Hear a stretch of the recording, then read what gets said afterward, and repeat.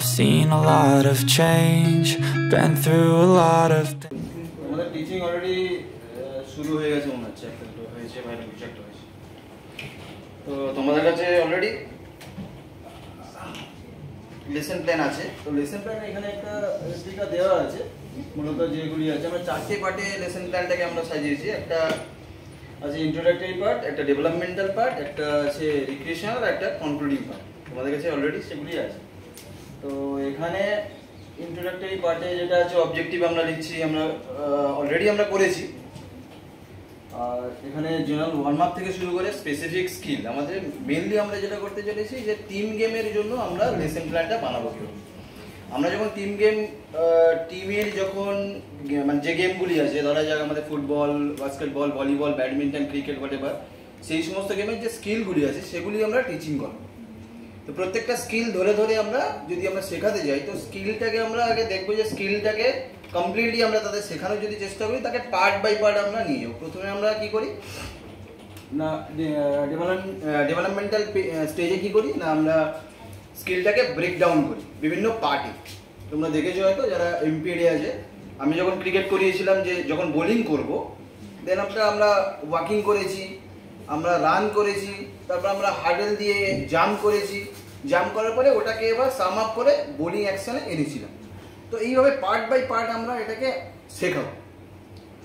এটা আমরা এই ডেভেলপমেন্টাল পেজে এখানে মানে ওরিয়েন্টেশন আছে, মেথোডোলজি আছে, কি পদ্ধতিতে শেখাবো সেটা আছে, ডেমনস্ট্রেশন অ্যাজ এ হোল, পুরো বোলিং অ্যাকশনটা আমরা দেখাচ্ছি যে এরকম হয় একটা বোলিং অ্যাকশন।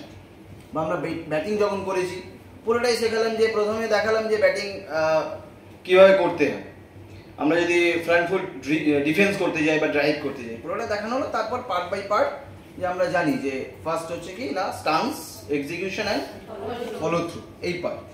তো সেইভাবে আমরা এখানে অলরেডি দেওয়া আছে বাই পার্ট এক্সপ্লেনেশন। প্রথমে আমরা অ্যাজ এ হোল করলাম, তারপর পার্ট বাই পার্ট আমরা শেখাচ্ছি, then practice, supervision and correction. আর এখানে যেটা মেথডস আছে, আমরা অনেক সময় কি করি একটা মেথডের নাম লিখে ছেড়ে দিই, যে কোনো একটা মেথড করছি, কিন্তু আমার মনে হয় না একটা মেথডে শেখানো হয়, কম্বিনেশন অফ ডিফারেন্ট মেথডস আমার মনে হয়। অনেকগুলি মেথড ওখানে কিন্তু করা হয়। যে যে মেথডগুলি আমরা করব সেগুলি সবগুলি এখানে লেখার চেষ্টা করব। যে একটা মেথড লিখে দিলাম দিয়ে ছেড়ে দিলাম সেটা কিন্তু হবে না। যেটা যেটা মেথড, সেই মেথডগুলি প্রত্যেকটা কিন্তু এখানে নাম লিখতে হবে। পরে আসছি রিক্রিয়েশনাল পার্ট, যেটা অলরেডি পুতুল ম্যাডাম বলছিলেন যে আমরা আমাদের যে এটা যেহেতু গেমসের উপরে আছে, স্কিলের উপরে আছে, আর একটা আমরা করেছি যোগা বা এরকম কিছু আউটডোর অ্যাক্টিভিটির উপরে যেগুলি করে থাকি। রিক্রিয়েশনাল পার্ট ওই মাংস চুরি বা এরকম রেলগাড়ি এরকম তোমরা খেলো। এটা রিক্রিয়েশনাল পার্টে আমরা লিড আপ গেম আনবো, মানে যে স্কিলটা করালাম সেটাই আনন্দপূর্ণভাবে আমরা ওটা খেলবো। রিক্রিয়েশনাল পার্টে আনার একটাই কারণ, লিড আপ মানে কিন্তু আলাদা না কিছু, আমরা আনন্দের সাথে ওটা করবো। মানে আমরা তো জানি গেমসটা আনন্দ করে খেললেই তবে আমরা শিখতে পারবো, এরকম না যে প্রচণ্ড কষ্টের মধ্যে দিয়ে আমরা গেম শিখে নেবো, এটা হয় না। এনজয়মেন্ট থাকলে তবে আমরা সেটা শিখতে পারবো। নট অনলি গেমস, মানে এডুকেশন পারপাসে আমরা পড়াশোনাও যদি দেখি, আমরা সেটা কিন্তু শিখতে পারবো যদি আনন্দ থাকে তার মধ্যে। তো এই লিড আপ গেমটার মধ্যে আমরা এমন কিছু লিড আপ দেবো যেটাতে মানে ওই যারা প্র্যাকটিস করছে তারা যেন একটু আনন্দ পায়, এনজয়মেন্টটা যেন থাকে, ওটা যেন না দূর করে দিই, সেটা রাখবো। সেটাকে আমরা এক্সপ্লেন করবো কীভাবে নেব। তারপরে পার্ট আছে যে যারা জিতলো তাদেরকে আমাদের জানি যে অ্যাপ্রিসিয়েট করছি। দেন আফটার কনক্লুডিং পার্টে অ্যাসেম্বলি করাচ্ছি, ওই কী বলে তো ইভ্যালুয়েশন অ্যান্ড ডিসমিসাল, এই পার্টগুলি আছে। তো এইভাবে আমরা করবো। যদি কারোর কিছু কোয়েশ্চেন থেকে থাকে স্যার, আমার একটা সাজেশন আছে, বলুন। সেটা হচ্ছে যেহেতু এইগুলো স্কিল লেসন, মানে ব্যাডমিন্টন বা টিম গেমের এই যে স্কিলগুলো কিন্তু ওরা ছবিগুলো মানে অনেক কাছে খুব অসাধারণ কিছু আর্টিস্ট ওই না এঁকে জেরক্স, একদম একদম একদম একদমই, মানে এটা আমি বরাবরই আমার ক্ষেত্রেও যখন তোমরা ওই দেখেছি যে পেজ বানাও না, ধরো ব্যাডমিন্টন বা আবার ক্রিকেটে, আমি সবসময়ই বলি যে ক্রিকেটের লজ আছে, লজটাকে যেটা আছে সেটাকে পারলে প্রিন্ট আউট করো, চিপকে দাও, দিয়ে জমা করে দাও। তোমরা অনেকে লেখও দেখেছি, অনেকের সাথে এটা হয়তো ডিফার করবে, টাইম সেভ করতে পারবে। স্যার যেটা বললেন যে আঁকার দরকার নেই, তোমরা ওখান থেকে নাও, ভালো ভালো ফটো আছে এখন, সেটাকে নাও, প্রিন্ট করো, ওখানে চিপকে দাও। শুধু অ্যানালিসিস পার্টটা তোমাদের বলতে হবে যে কি করতে চাইছি আর কি আমরা এখানে চিপকেছি। কত বড় আর্টিস্ট, কত সুন্দর আঁকলাম, that is not important. Important is how to take your lesson, কীভাবে তুমি তোমার লেসনটা নেবে সেই ক্যাপাবিলিটি তোমাকে শো করতে হবে। আরেকটা যেটা আছে এখানে ডেভেলপমেন্টাল পেজে, যদি ওটা কোচিং পার্টে আসবে, আজকে স্যার বলবেন যে বায়োমেকানিক্যাল অ্যানালিসিস বা কোনো কিছু বলা যেতে পারে যে মেকানিক্যাল প্রিন্সিপালস কোনগুলি আছে সেগুলি স্যার ডিসকাস করবেন আমরা কোচিং পার্টে। ডেভেলপমেন্টাল পার্টে আমার একটা আছে বক্তব্য, সেটা হচ্ছে এই যে স্টান্স, এক্সিকিউশন, ফলো থ্রু। এবার সব স্কিল তো আমরা এরকমভাবে ক্যাটাগরাইজ করতে পারি না যে স্টান্স, এক্সিকিউশন, ফলো থ্রু। যেমন ক্রিকেটেই যদি বলি, ক্রিকেটে বোলিংয়ের ক্ষেত্রে ব্যাপারটা ঠিক এরকম তো নয় যে স্টান্স, এক্সিকিউশন, ফলো থ্রু। না, যখন বাই পার্টে করবো তখন কিন্তু আছে তোমাকে স্টান্স নিলে দেন এক্সিকিউট এন্ড ফলো থ্রু। এই যে অ্যাপ্রোচ রান নিয়ে আসছে, সেইটাকে যদি আমি স্কিলের মধ্যে ইনভলভ করতে চাই, এক্সিকিউশনে তুমি জড়াতে পারো ওটা। এটা বন্ধ করো, ও যা বলেছে ও তুমি তখন তোমার না, আমার খালি হচ্ছে যে এইটা যে তিনটে ইয়েতে এর মধ্যে আছে, ফরম্যাটে দিয়ে দেওয়া হচ্ছে, অনেকগুলো জায়গা আছে, ওটা আমাদের যদি এটা ফরম্যাটে এটা মেয়েরা আরো কনফিউজ। এর থেকে যদি ডেভিয়েট করতে চাই তাহলে সে কি হবে?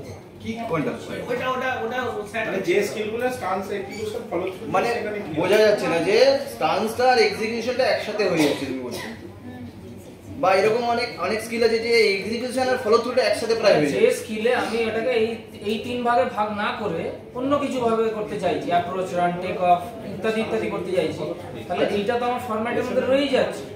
তো আমি খাতার মধ্যে ওটাকে লিখবোটা, মানে আমি কি আলাদা করে লিখতে পারি কি পারি? আমার মনে হয় ওইটা না লেখা, এই ফরম্যাটটা না লিখে, এই ফরম্যাটটা বলছে না লিখে এটাকে পার্টে এক্সপ্লেইন আমি বলি যেখানে ব্যাপারটা নেই সেখানে জাস্ট স্কিপ দ্য স্টেপ,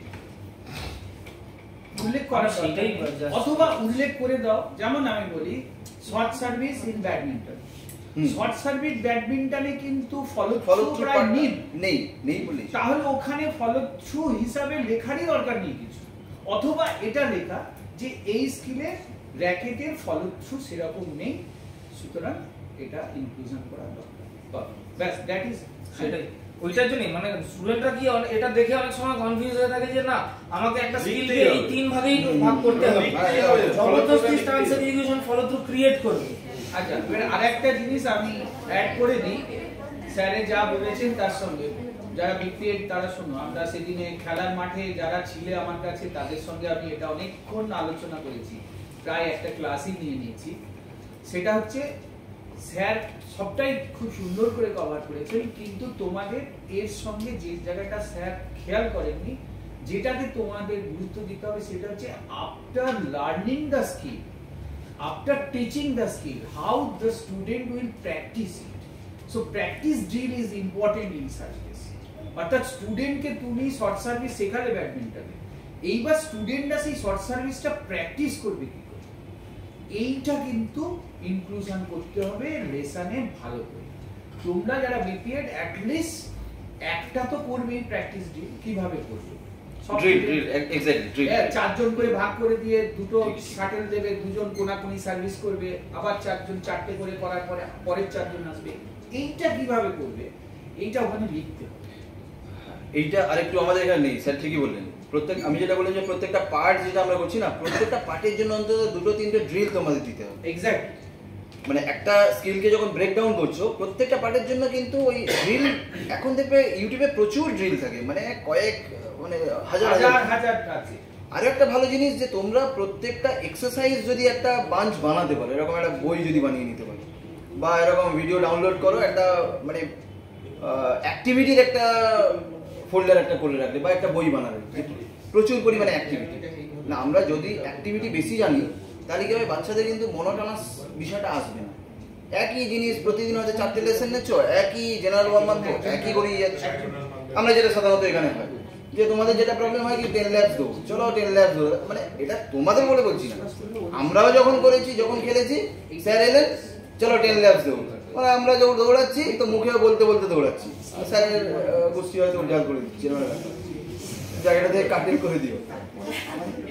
তো এরকম হয়, তোমাদেরও হতে পারে। তো এটাই হচ্ছে বিষয় যে তোমরা বিভিন্ন ভ্যারাইটিস অফ এক্সারসাইজ যদি আমাদের কাছে থেকে থাকে, কিন্তু আমরা অত এক্সারসাইজ জানি না, এখানে যতটুকু করানো হচ্ছে সেটুকুই করছো তোমরা, তোমাদের নিজেদের ওটা কালেক্ট করতে হবে। এখন ইউটিউবে প্রচুর পরিমাণে এক্সারসাইজ আছে, সেগুলিকে তোমরা বাঞ্চ করো একটা জায়গায় নিজেদের মতো করে করো, তাহলে দেখবে তোমরা মানে আরো ইন্টারেস্টিং তোমাদের লেসনটা হবে। ওকে, উমা ম্যাডাম বলে দিয়েছেন সিনিয়র টিচার, মানে সেকেন্ড সিনিয়র টিচার, তো টাইম ওভার, তো থ্যাংক ইউ। বলছি কি প্রতিটা সেকশনে কি ডায়াগ্রাম দেওয়া ইম্পর্টেন্ট, মানে ওয়ার্মিং আপ থেকে শুরু করে হ্যাঁ দিতে হবে, প্রতিটা দিতে সেকশনে হবে। ডায়াগ্রামে অনেক লেখা কম করা যায়। হ্যাঁ তোমাকে বর্ণনা করে যে জিনিসটা লিখতে হবে, ডায়াগ্রাম দিলে সেটা একসঙ্গে লিখতে হবে না অতটা। স্যার যদি ডায়াগ্রাম অ্যাড করি তাহলে আবার না, ওর ডেসক্রিপশনের দরকার ওটা ডিসকাশন করার দরকার নেই। না, না।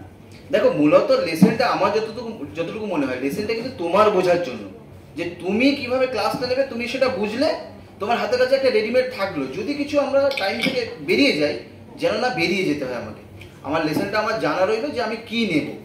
এটা কিন্তু স্টুডেন্টদের জন্য নয় যে লেসনটা স্টুডেন্টদের হাতে ধরিয়ে দিলাম, সেটা নয়, এটা তোমার পার্টিকুলার জন্য। তুমি যদি মনে হয় যে ডায়াগ্রামটা আমি দিয়ে আমি বুঝে গেলাম, তো ডায়াগ্রামই দাও, ওটা হাতে লেখা দাও। দুটো জিনিস একসাথে করার দরকার নেই, যে ডায়াগ্রামও দিলাম ওটাও আবার লিখে রাখলাম। তাহলে তুমি যদি না বুঝতে পারো তাহলে লিখে রাখো। আর ওয়ার্ম আপের ডায়াগ্রাম বলতে মানে হাত ঘোরাচ্ছি, পা না না না, ওইসব না না, ডেভেলপমেন্টাল পেজে তোমার যে স্কিলের ডায়াগ্রাম, স্কিল পার্টেরই ডায়াগ্রাম নিয়ে আসো। স্যার এর আগে যেটা ওয়ার্মিং আপ সেকশনটা ছিল, ওখানে ওয়ার্মিং আপের সময় যে একটা হাফ সার্কেল দেখায় তো, ওটা ক্লাস ফরমেশন, ফরমেশনটা ওটা দেখায়। করতে হবে। তুমি কি কিন্তু ফরমেশনের কাজটা নিচ্ছ, তুমি স্ট্রেচিং কোন এক্সারসাইজ করছো, স্ট্রেচিং এর ডায়াগ্রাম দিতে হবে। কিন্তু স্টুডেন্ট তখন কিভাবে দাঁড়াবে, that is part of teaching. আর তুমি যে ওয়ার্ম আপটা করছো কত টাইমস তুমি যাচ্ছ, ধরা যাক রান করাচ্ছ, সেটা তো তুমি লিখছোই, সেটা নিয়ে ডায়াগ্রাম এটা কোনটা কতবার করাবে, ওটা যে মুভিং করছে সেটা তুমি ডায়াগ্রাম দিচ্ছ, করবে কি, ও তো টাইম চলে যাবে সারা বছর কেটে। ওকে, দরকার নেই, না থ্যাংক ইউ। থাক থাক থাক।